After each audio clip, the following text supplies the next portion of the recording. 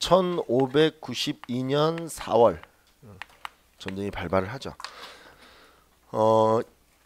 일본의 20만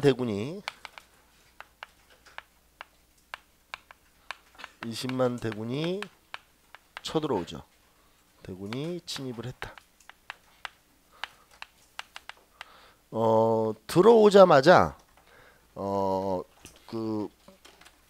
이 부산진 첨사, 이게 첨사라고 하는 건 이제 부산진을 지키고 있던 이제 관리 첨사 정발이라는 사람이 싸우다가 죽고, 그 다음에 동래성 부사 송상현이도 죽고, 이거 바로 한나절도 안 돼 다 죽어버립니다.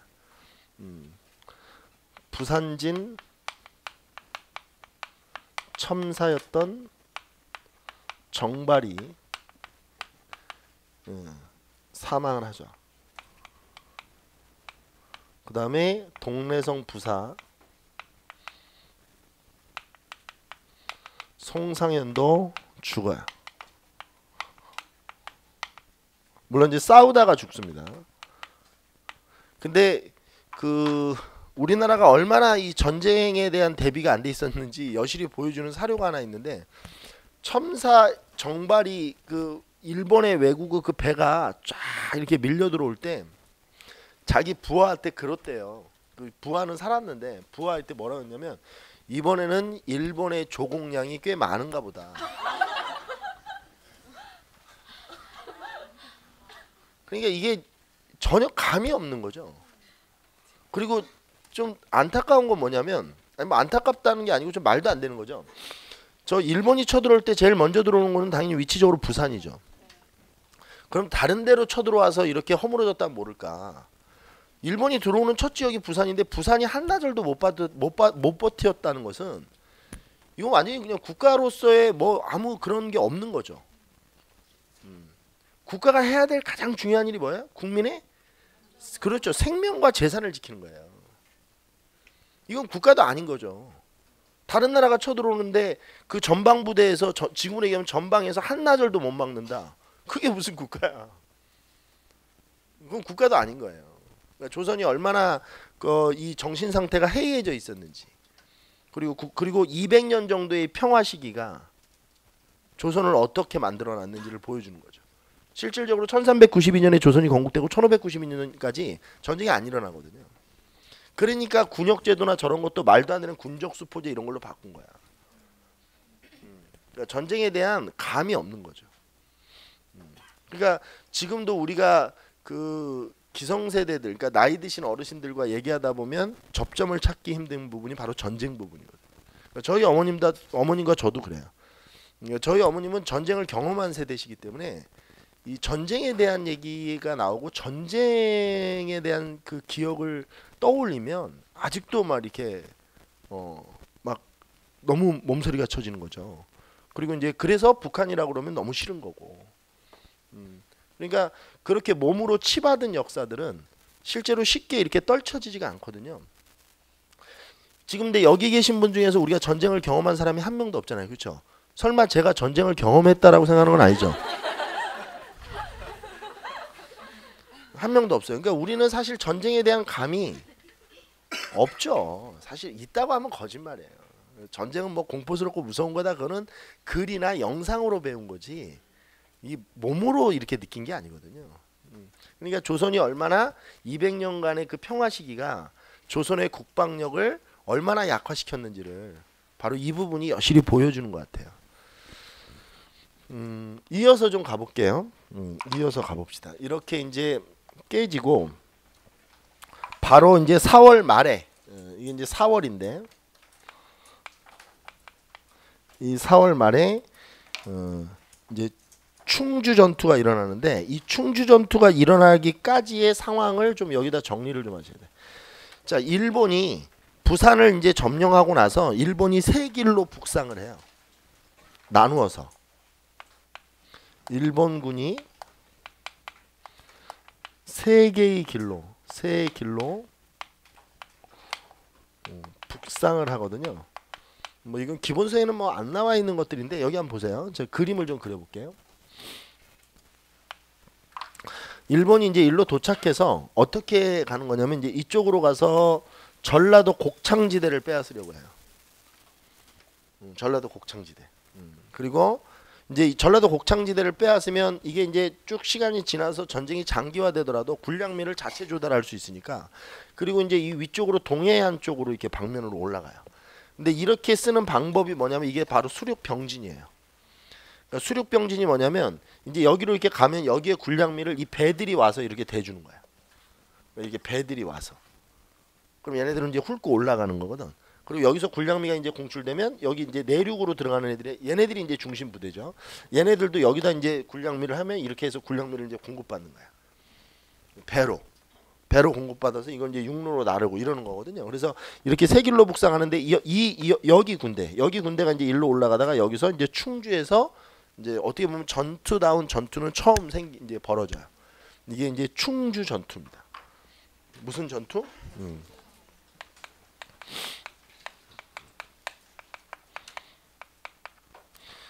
이때 이제 이걸 이제 탄금대 전투라고도 부르는데요. 이걸 탄금대 전투라고도 불러요. 충주 탄금대에서 진행이 돼서 이걸 탄금대 전투 이렇게도 부르는데, 이때 이제 신립이 전사하는 겁니다.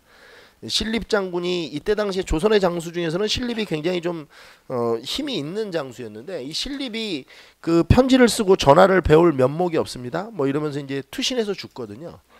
강에 빠져서. 근데 이제 이 신립이 왜 이렇게 그 전하를 배울 면목이 없다고 했냐면, 전쟁에서 단순히 징계 문제가 아니고 이 신립이 전쟁 전에 유성룡의 얘기를 듣질 않았어요. 유성룡이 계속 조총의 무서움에 대해서 얘기했었거든요. 이 일본이 가지고 있는 이 조총이 너무 무섭다. 근데 이 조총할 때 그 조자가 세조자예요. 그러니까 새를 맞출 수 있는 총이란 뜻이거든요. 그래서 기존의 그 총과는 뭐가 다르냐면 정확도가 달라요. 그러니까 기존의 총은 그냥 대충 num짐작으로 이렇게 쏘는 거라면, 조총은 우리로 얘기하면 이제 조준관이나 이런 것들을 가지고 쏘는 거거든요. 정렬을 해서. 근데 유성룡이가 계속 이 조총이 무섭다고 얘기했는데, 신립은 조총은 실제 전투에서는 위력을 발휘할 수 없을 것이다라고 얘기했어요. 왜냐하면 조총의 그 총을 그 불을 붙이고 그 심지가 타 들어가는데 걸리는 시간이 지금으로 얘기하면 한 1분 50초에서 뭐 한 2분 정도 걸려요. 그러니까 이렇게 차 들어가는 거예요. 그래서 내관을 때리는 데까지가 한 1분은 뭐 빨라도 1분 30초 뭐 이렇게 걸리는데, 그거를 아무리 빨라도 총이 발사되고 그 총 알을 또 다시 넣고 또 심지를 장착하고 이렇게 걸리는 시간이 아무리 숙달돼도 한 3분 이상 걸려요. 지금으로 얘기하면. 그러니까 이 전쟁은, 신립이라는 장수가 볼 때는 전쟁은 화력도 물론 중요해요. 파워도 중요하지만 속도가 굉장히 중요하거든요. 그러니까 이 조총이 우리 활의 속도를 못 따라올 것이라고 봤어요. 그러니까 활은 계속 연사가 되죠.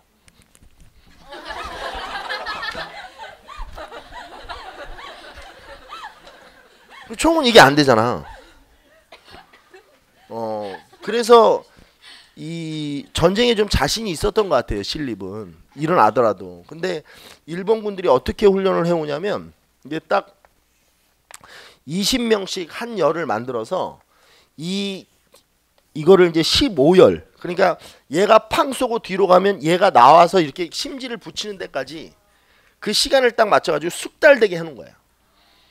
그러니까 탕 맞고 돌아가면 얘가 탕 쏘고 탕 쏘고 탕 쏘고, 그러니까 맞는 쪽에서는 연사예요. 연발 사격이 되는 거죠. 신립이 너무 당혹스러워하죠.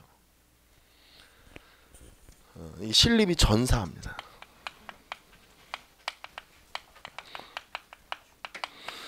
여러분들 지금 수업 방법을 이렇게 들어보면 아시겠지만, 이게 기존에 이제 다른 수업들은 다른 선생님들 수업 얘기하자는 게 아니고, 다른 기본서나 이런 데 보면 이렇게 순서만 나와요. 근데 순서를 이렇게 딱딱 써서는 기억이 나지 않아요.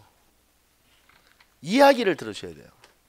아, 신립이 죽었다? 아, 근데 신립이 이 조총에 대한 것들을 잘 이렇게 파악을 못하고 있었다? 이런 얘기들이 별거 아닌 것 같아도 기억을 저장하는 데 있어서 굉장한 도움을 줘요.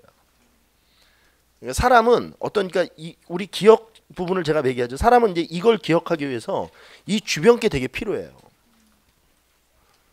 그러니까 우리는 이제 바쁘니까 이제 학원은 바쁘니까 이걸 기억해야 되면 이것만 얘기하고 이제 바로 기억해야 될 것들만 얘기하잖아요. 그래서 휘발이 빨리 되는 거예요. 그래서 교육학이나 이런 암기법 같은 거 얘기할 때 항상 이미지라든지 그 주변 배경의 색깔이라든지 이런 걸 중요하게 생각하는 이유들이 바로 그런 거거든요. 애들 학습할 때도. 아이들 학습시킬 때도 그 주변에 있는 것들이 굉장히 중요해요. 이미지들이. 그래서 하다못해 막 벽지 색깔이나 이런 것도 공부방은 이렇게 하는 게 좋다. 뭐 정신을 뭐 그게 다 그런 데서 오는 거예요. 다 연관돼 있는 거거든요. 그러니까 이런 얘기들을 할 때 수험생분들이 그냥 잘 들으시면 돼요. 그러면 이제 그냥 이렇게 이제 진행되는 거죠. 전화를 배울 면목이 없습니다. 뭐 면목이 없었겠죠, 그렇죠? 쉬워 연발로 날라오는데 당연히 면목이 없죠. 충주 전투에서 신립이 전사했다는 얘기를 듣고 전사했다는 얘기를 듣고 이제 선조는 급히 이제 도망을 가죠.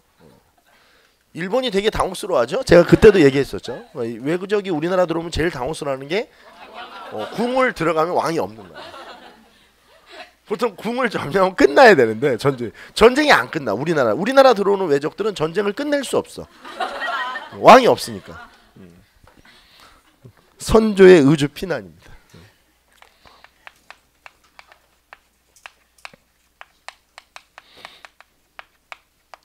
이걸 이제 몽진이라고 하는데 실제로 이제 이 선조의 이 몽진 과정에서 백성들이 이걸 막았다고 그래요. 가마를. 실제 그 기록에 보면 저희들이 같이 싸우겠노라면서 백성들이.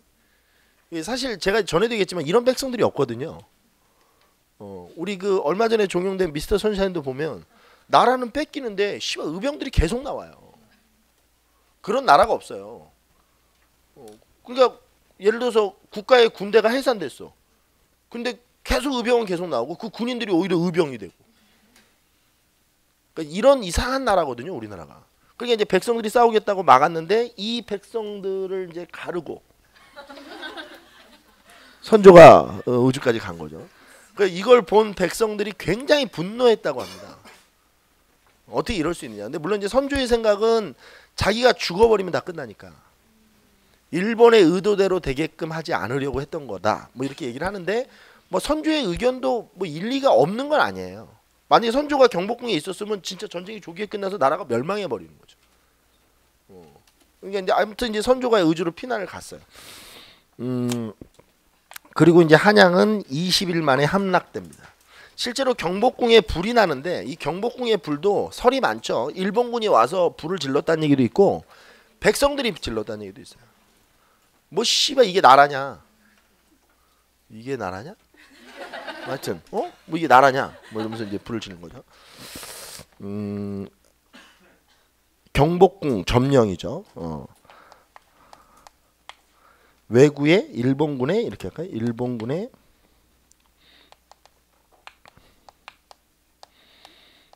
경복궁 점령.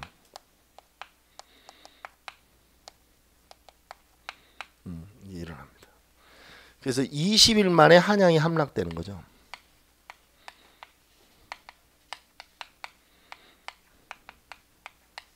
한양이 함락다.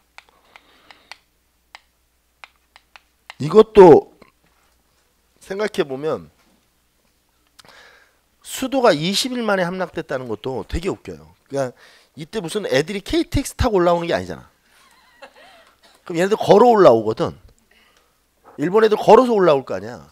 그럼 우리 둘이 예를 들어서 부산에서 손잡고 이게 새우깡 이렇게 들고 하나씩 먹으면서 이런저런 얘기하면서 공무원 시험에서 국사는 왜 필요하냐면서 뭐 이렇게 먹으면서 이렇게 올라오면 한 20일 걸려요.